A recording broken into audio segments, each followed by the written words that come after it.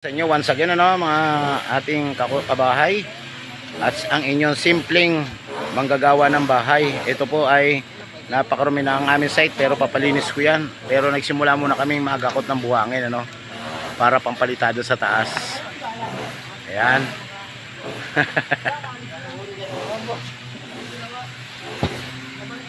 Magakot muna tayo ng buhangin para pampalitado sa taas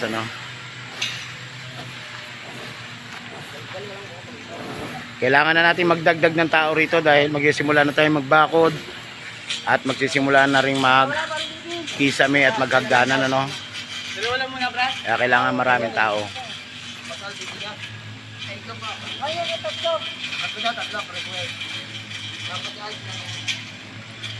Apat to baka mabasa ito dito. Akit mo na, patakpan mo na lang dyan kay Beklog.